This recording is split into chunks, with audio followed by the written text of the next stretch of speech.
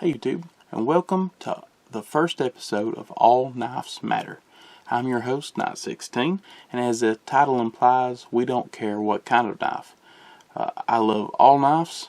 We are going to be exploring sheath knives.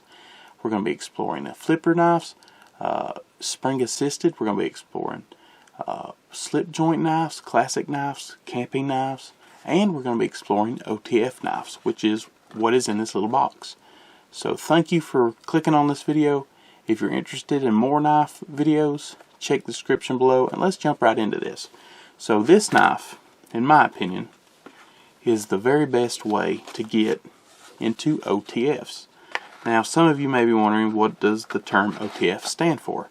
It simply means out the front, and the reason why is because this has a operation switch above here, and if you push it forward, the blade springs out. Now this is a double action OTF, which also means that if you pull it back, the blade shoots back into the handle.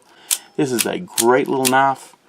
I would tell you what brand it is, but this is actually not a branded knife. This is a generic knife made in China and is extremely affordable. I picked this particular knife up at my local knife shop for $15, which is a great deal for any OTF, any good little pocket knife, and I have really enjoyed it. So let's go over the specs of the knife. First, this OTF is 3 1/4 inches long, closed. If you open it, it is 5 1/8 inches long. It has a single sharp edge on the bottom of it. There actually is a double bladed version too. I've handled one of those. Both of them are just fine. Just depends on which model you like better, but there is a double edged version. I'll show you the serial number of this knife. So you can see that there. This is a T27061BK. If you search that on the internet, you will find it. Just put serial number OTF.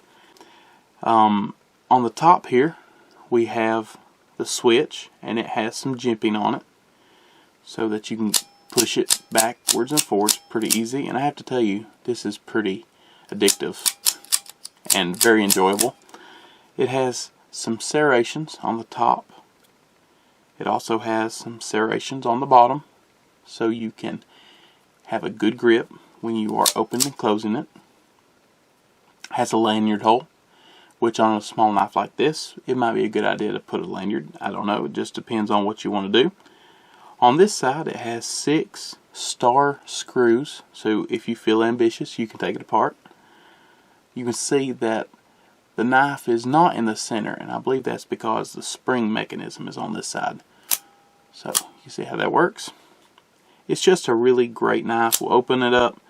It says on the blade 440 stainless China right here. It does have a false edge on the top, so it gives it a nice sort of spear point blade. I really like it. I think it looks really nice. It is two-toned, so it has a black coating on the blade. On this side, it has a fuller. You can see that. And it is not extremely sharp, as you would probably guess, but it's not bad. And you know, you can sharpen it if you need to. But just to open packages and things, which is what I've used this for, it works just fine. Blade play, it does move a good bit, side to side, and it moves backwards and forwards, which with cheaper OTFs is just going to be a thing. It doesn't bother me. If it bothers you, you can move on to a different knife. But that's the knife. I really like it. It's an exceptionally good price for the quality that you get. Like I say, it's not the greatest quality OTF, but for $15, it is really great, and I absolutely recommend it. Thank you for watching this video. Please check the description below for some more All Knives Matter. This has been episode 1. Thank you for watching.